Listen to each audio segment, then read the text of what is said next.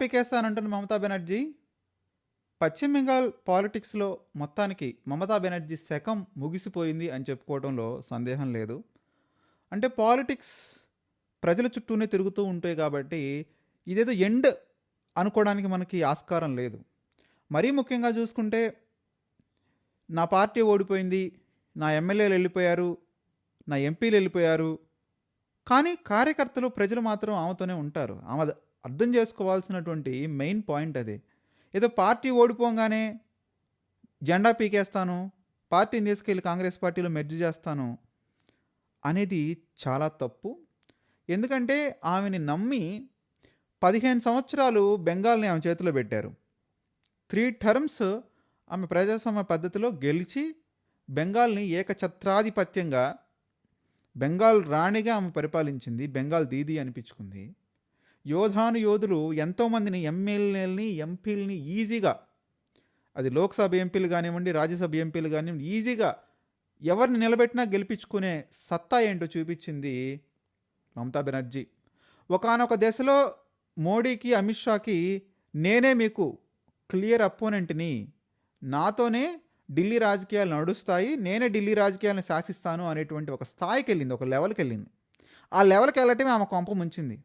ఆ లెవెల్కి వెళ్లకుండా ఏదో నా స్టేటు, నా పాలిటిక్సు, నా ఎంపీలు అని అనుకున్నట్టయితే మమతా బెనర్జీకి ఈ దీన పరిస్థితి వచ్చేది కాదు. ఓ పక్క బీజేపీ కూడా చూసి చూడనట్టు వదిలేసేది. అనవసరంగా గల్లీ రాజకీయాలను వదిలేసి ఢిల్లీ రాజకీయాలకు వెళ్ళి మోడీ, అమిత్ షా మీద తొడగొట్టేసరికే ఈ సిచ్యువేషన్ బయటపడింది. అప్పట్లో మనం చూసాం, మన దక్షిణాదికి చెందినటువంటి తమిళనాడు ముఖ్యమంత్రి స్టాలిన్ అయితేనేమండి, తెలంగాణ ముఖ్యమంత్రి కేసీఆర్ అయితేనేమండి, తొడగొట్టారు. యాక్చువల్లీ తొడగొడితే ఏమైంది, అంతవరకు కట్ చేసేసి పక్కన కూర్చోబెట్టారు. 17 మంది ఎంపీలతో మోడీ, అమిత్ షాని ఏ రకంగా వీళ్ళు కట్టడి చేయగలుగుతారు? 17 మంది ఎంపీలతో 543 ఎంపీల్లో ఉమ్మడి రాష్ట్రంలో ఉన్నప్పుడు 42 ఎంపీలు ఉండేవాళ్ళు, ఇప్పుడు కట్ చేస్తే 17 మంది ఎంపీలు అయ్యారు. ఆ 17 మంది ఎంపీలతోటి వీళ్ళు మోడీ, అమిత్ షాని ఏ రకంగా ఎదుర్కోగలుగుతాడు? కనీసం దాన్ని మనం ఆ లిటరసీ అందామా, జ్ఞానం అందామా తెలియకుండానే ఏదో థర్డ్ ఫ్రంట్ అని ముందుకెళ్ళబట్టే కేసీఆర్ను ఓడగొట్టి పక్కన కూర్చోబెట్టారు. అదే సిచ్యువేషను స్టాలిన్కి ఎదురైంది. స్టాలిన్ కూడా తీసి పక్కన కూర్చోబెట్టారు. సో ఈ 2 విషయాలు తెలుసుకున్న తర్వాత కూడా మమతా బెనర్జీ జాగ్రత్త పడలా. మనకెందుకు ఢిల్లీ రాజకీయాలు, మనం గల్లీతో సరిపెట్టుకుందాం అని అనుకోలా. నేనే ఒక అత్యున్నతమైన శక్తిని, నేనే మోడీకి అపోనెంట్ని అని అనడం వల్ల ఇబ్బంది వచ్చింది. ఎంతలా వచ్చిందంటే ఆ ఇబ్బంది 80 మంది ఎమ్మెల్యేలు లాగేసుకున్నారు. ఆ 80 మంది ఎమ్మెల్యేలో ఏమతో ఉంది, అంత 20 మంది ఎమ్మెల్యేలు ఉన్నారు. ఆ మిగతా 62 మంది ఎమ్మెల్యేలు పక్కకి వెళ్ళిపోయి ఆ రతిబ్రత బెనర్జీ ఎవరైతే ఉన్నారో ఆయన నాయకత్వాన్ని సమర్థించేసేసి, మాకు మమతా బెనర్జీ ఒక సలహాదారుగా ఉంటే సరిపోద్ది, కానీ మమ్మల్ని ఆమె రూలింగ్ చేసే అవకాశం మీరు ఆమెకి ఇవ్వద్దు, మమ్మల్ని ప్రత్యేక వర్గంగా గుర్తించండి అని రిక్వెస్ట్ పెట్టుకున్నారు. ఇమీడియట్ నెక్స్ట్ మినిటే ఆ శాసనసభ స్పీకర్ చేసి పడేశాడు. ఇప్పుడు ఆ సిచ్యువేషన్ ఏమైంది, హైకోర్టుకి వెళ్ళింది. హైకోర్టు ఏం చెప్తుంది, ప్రస్తుతానికైతే రతిబ్రత బెనర్జీ దగ్గర ఎమ్మెల్యేలు ఉన్నారా, మీ పార్టీని మీరు ఎట్లా మాది అని నిరూపించుకోవడానికి, సెల్ఫ్ క్లెయిమ్ చేసుకోవడానికి మీ దగ్గర ఉన్నటువంటి ఆధారాలు బయట పెట్టండి, దాన్ని చూసి వెరిఫై చేసి అప్పుడు మేము ఎవరిది ఏ పార్టీయో తెలుస్తాము. మనకి ఏదైతే చట్టాలు ఉన్నాయో ఈ ఫిరాయింపు చట్టాల్లో చెప్పేది ఏంటి, 2/3 మెజారిటీ ఎవరికైతే ఉందో, అది లోక్సభలో కానీ, శాసనసభలో కానీ, రాజ్యసభలో కానీ, ఏ సభలో అయినా కానీ 2/3 మెజారిటీ ఎవరికైతే ఉందో అదే నిజమైన శాసనసభా పక్షం కానీ, లోక్సభ పక్షం కానీ అవుతుంది అని మనకు చట్టాలే ఉన్నాయి. కోర్టు దాన్ని ధిక్కరించి ముందుకెళ్ళలేదు కదా. సో డెఫినెట్గా ఆ రతిబ్రత బెనర్జీ ఉన్నారో ఆయనే శాసనసభ పక్షానికి నాయకుడవుతారు, ఆ మిగతా ఆస్తులకి నాయకుడవుతాడు. ఇక రెండోది లోక్సభ పక్షం. లోక్సభ పక్షంలో 28 మంది ఎంపీలు ఉన్నారు పశ్చిమ బెంగాల్లో మమతా బెనర్జీకి. సిచ్యువేషన్ ఓడిపోగానే కకోలి బెనర్జీ నాయకత్వంలో మొత్తం 22 మంది ఎంపీలు డమ్కీ ఇచ్చేసి వెళ్ళిపోయారు. ఇక మిగిలింది 6 ఎంపీలు. ఆ 22 మంది ఎంపీలు వెళ్ళి చక్కగా లోక్సభ స్పీకర్కి, మేము మమతా బెనర్జీ టీఎంసీలో కాదు, మేము త్రిపుర పార్టీ అయినటువంటి పార్టీలోకి మెర్జ్ అయిపోతాము, మమ్మల్ని ప్రత్యేక వర్గంగా గుర్తించండి, మమ్మల్ని అక్కడి నుంచి విడగొట్టండి అని ఒక లెటర్ ఇవ్వటం. దానికి లోక్సభ స్పీకర్ కూడా పరిగణించాడు. 22 మంది ఎంపీలు వచ్చి స్వయంగా ఆయన ముందు సంతకాలు చేసినప్పుడు ఆబ్వియస్గా వాళ్ళని ప్రయారిటైజ్ చేస్తాడు కదా, వాళ్ళకి యాక్సెప్టెన్స్ ఇస్తాడు కదా.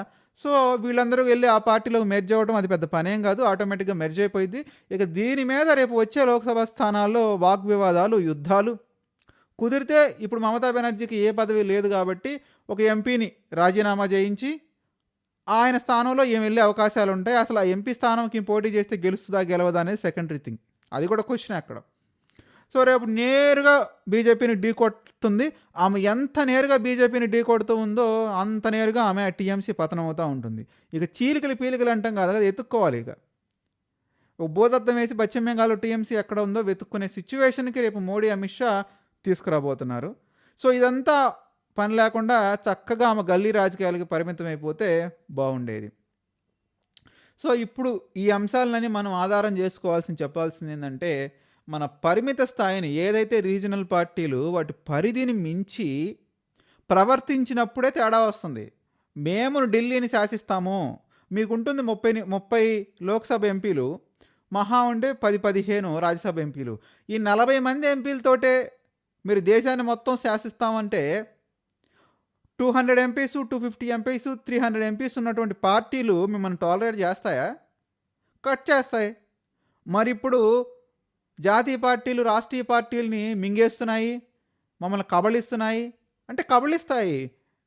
మీరు ఓవర్ యాక్టింగ్ చేస్తున్నప్పుడు ఆటోమేటిక్గా ఏ జాతీయ పార్టీకైనా కోపం వస్తుంది. కాంగ్రెస్కైనా కోపం వస్తుంది, బీజేపీకైనా కోపం వస్తుంది. ఇప్పుడు కాంగ్రెస్ కంటే సిచ్యువేషన్ లేదు, సిచ్యువేషన్ డిమాండ్ చేసే సిచ్యువేషన్ లేదు వాళ్ళకి. ఒక యూపీలో ఉందా, ఒక గుజరాత్లో ఉందా, ఒక బీహార్లో ఉందా, ఒక మధ్యప్రదేశ్లో ఉందా? ఎక్కడుంది కాంగ్రెస్ పటిష్టంగా? కాంగ్రెస్ పటిష్టంగా లేదు కాబట్టి మీ ఆటలు ఇంకా సాగుతున్నాయి. కాంగ్రెస్ పటిష్టంగా ఉంటే మీ ఆటలు సాగేవి కాదు, మిమ్మల్ని కూడా మింగేసేది ప్రాంతీయ పార్టీలని. ఇప్పుడు బీజేపీ పటిష్టంగా ఉంది కాబట్టి, బీజేపీ చెప్పిన దానికి ఎదురు చెప్పే నాయకులు లేడు కాబట్టి ప్రతి పార్టీని మింగేస్తుంది. ఇక రేపో మాపో జెండాని పీకేయక తప్పని సిచ్యువేషన్కి వెళ్తుంది. అసలు ఈ జెండా పీకేద్దామనే సిచ్యువేషను కాన్సెప్ట్ మమతా బెనర్జీకి ఎందుకు వచ్చిందంటే ఆమె ఆస్తులను కాపాడుకోవటానికి. ఈ ఎంపీలు ఎమ్మెల్యేలు పోతే పోయారులే అనుకోవడానికి హ్యాపీగానే ఉంటుంది. కాకపోతే ఏదైతే ఫిరాయింపుల చట్టం ప్రకారం 2/3 ఎవరికైతే మెజారిటీ ఉంటుందో లోక్సభలో, శాసనసభలో, ఆ ఎంపీలు ఎమ్మెల్యేలు ప్రజాప్రతినిధులు ఎవరైతే ఉన్నారో వాళ్ళు వెళ్ళిపోయిన తర్వాత వాళ్ళు క్లెయిమ్ చేసుకోవడానికి అవకాశం ఉంటుంది. మనం ఈ కైండ్ ఆఫ్ సిచ్యువేషన్ని మహారాష్ట్రలో చూసాం. ఎవరైతే మహారాష్ట్రలో ఏక్నాథ్ షిండే నాయకత్వంలో శివసేన చీలిపోయినప్పుడు, శివసేన నుంచి బయటకు వచ్చి ఏకనాథ్ షిండే సీఎంగా అయినప్పుడు ఆయనదే అసలైన శివసేనని క్లెయిమ్ చేసుకున్నాడు, ఆయనకే గుర్తు మిగిలిపోయింది. ఆ పక్కకి వెళ్ళిపోయినటువంటి ఉద్ధవ్ బాల్ ఠాకరే యూబీటీ శివసేన అనేది ఏర్పాటు చేసుకొని దాని నుంచి పోటీ చేసి ఒక 9 ఎంపీలు గెలుచుకున్నాడు. ఇప్పుడు మళ్ళీ దానిలో మళ్ళీ చీలికొచ్చింది, 6 ఎంపీలు మళ్ళీ బయటకు వెళ్ళిపోయారు. సో ఈ ఆస్తులు ఎవరికి వెళ్ళిపోతాయి అనేది అక్కడ మెయిన్ పాయింట్. ఆ ఆస్తుల కోసమే పోరాటం నడుస్తుంది. కొన్ని వేల కోట్ల ఆస్తులు ఉన్నాయి ఈ ప్రాంతీయ పార్టీలకి. అది ఒక టీఎంసీ అయితేనేమండి, ఒక బీఆర్ఎస్ అయితేనేమండి, ఒక టీడీపీ అయితేనేమండి, ఒక శివసేన, ఒక డిఎంకే, ఏడీఎంకే. సో వీటన్నిటికీ కూడా ఈ ఎమ్మెల్యేలు, ఎంపీలు, మెంబర్లు కాదు వాళ్ళ బాధ అంతా వచ్చేసరికి వేల కోట్ల ఆస్తులు. ఆ ఆస్తులు ఎవరికి పోతాయి, ఆ పార్టీ ఆస్తులు ఎవరికి పోతాయనే ఇప్పుడు వాళ్ళ ప్రాబ్లం. దానికోసమే మమతా బెనర్జీ టీఎంసీ పార్టీని తీసుకెళ్ళి కాంగ్రెస్ పార్టీలో కలపాలనుకుంది. కాకపోతే కలిపినా కానీ పెద్ద ఉపయోగం లేదు అని చెప్తున్నారు. ఎందుకంటే 2/3 ఎవరైతే ఎలక్టెడ్ మెంబర్స్ ఉంటారో, ఏదో రాజ్యసభ, లోక్సభ అండ్ శాసనసభ, ఈ ఎవరైతే ఎలక్టెడ్ మెంబర్స్ ఉంటారో ఆ ఎలక్టెడ్ మెంబర్స్ 2/3 దేనికైతే సపోర్ట్ చేస్తారో అదే నిజమైన ప్రాంతీయ పార్టీ. దానికే ఎన్నికల సంఘం కానీ కోర్టులు కానీ మద్దతు ఇస్తాయి అనేటువంటి ఏకైక క్లాజ్ కారణంగా మమతా బెనర్జీ జెండా పీకుడు కార్యక్రమం కొంతకాలం పాటు వాయిదా పడింది. దానికోసం చర్చలు ఇప్పుడు రేపు మాపో హైకోర్టు తీర్పిస్తుంది. హైకోర్టు తీర్పిచ్చిన తర్వాత మళ్ళీ సుప్రీంకోర్టుకి వెళ్ళాల్సి వస్తుంది. ఆ సుప్రీంకోర్టులో మరి ఎలాంటి తీర్పు వస్తుందో తెలియదు. ఆ సుప్రీంకోర్టు తీర్పు ఇచ్చేసరికి ఎన్ని సంవత్సరాలు గడుస్తుందో తెలియదు. మళ్ళీ ఎన్నికలు వస్తాయో, మళ్ళీ ఎన్నికలు వస్తాయో. ఒక పక్కన చూసుకుంటే కళ్యాణ్ బెనర్జీ లాంటి నాయకుడు, మమతా బెనర్జీ పక్కనే నడిచినటువంటి నాయకుడు, నీ మేనల్లుడు అభిషేక్ బెనర్జీ కరెక్ట్ కాదు, ఆ పర్సన్ తోటి మేము కలిసి నడవలేము, మేము బయటకు వెళ్ళిపోతామని బెదిరిస్తున్నాడు. అట్లాంటి సీనియర్ మోస్ట్ ఎంపీలు బెదిరించినప్పుడు ఆటోమేటిక్‌గా ఈ జూనియర్ ఎంపీలు, జూనియర్ ఎమ్మెల్యేలు ఎందుకుంటారు? ఆటోమేటిక్‌గా పక్కకెళ్ళిపోతారు. ఇప్పుడు మమతా బెనర్జీకి సవాలే, మమతా బెనర్జీ నాయకత్వం సమర్థించేటువంటి అభిషేక్ బెనర్జీకి సవాలే. అసలు ఇప్పుడు పార్టీ లేదు అనుకుంటే గనక చక్కగా ఎళ్ళిపోయి బీజేపీలో కలవాలేమో. ఏమో అది ఒక ఆప్షను, ఆల్టర్‌నేటివ్ అవ్వచ్చు. సో, ఈ ఆస్తులు ఏదైతే మహారాష్ట్రలో శివసేన ఇంకా కోర్టు కేసు పెండింగ్‌గానే ఉంది. అరౌండ్ 7 ఇయర్స్ అవుతుంది. అది ఇంకా పెండింగ్‌గానే ఉంది. ఇప్పుడు మళ్ళీ మమతా బెనర్జీ కేసొచ్చింది. మరి ఇది ఎన్ని సంవత్సరాలు పట్టిద్దో తెలీదు. అప్పటికి మమతా బెనర్జీ ఉంటుందో లేదో తెలీదు. సో, ఏది ఏమైనా గానీ జెండా పీకుడు కార్యక్రమం అనేది సక్సెస్‌ఫుల్‌గా ఒక బెంగాల్‌లోనే గాదు, మొత్తం ప్రాంతీయ పార్టీలు ఎక్కడైతే బలంగా ఉన్నాయో, ఒక ఉత్తరప్రదేశ్ గానివ్వండి, మహారాష్ట్ర గానివ్వండి, ఎక్కడైతే బలంగా ఉందో అక్కడికి ఆ తుఫాన్ అనేది వచ్చేసింది. ఆ తుఫాన్‌లో బతికి బట్టగట్టేది ఎవరో మనకు మరికొద్ది రోజుల్లోనే తెలియబోతుంది. మీరు కూడా మీ అభిప్రాయాన్ని కామెంట్ రూపంలో తెలియజేయండి.